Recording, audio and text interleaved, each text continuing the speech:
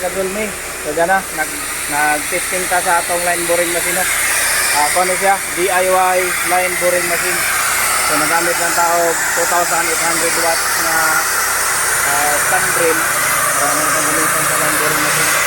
Alright.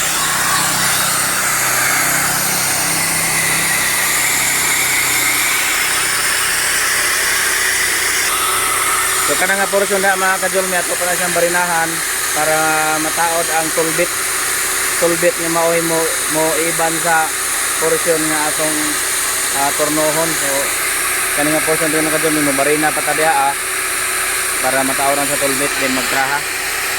So, alright, update ako mga kadulmi kung ano sa resulta niya atong kuan na ang exhibition. Bye bye.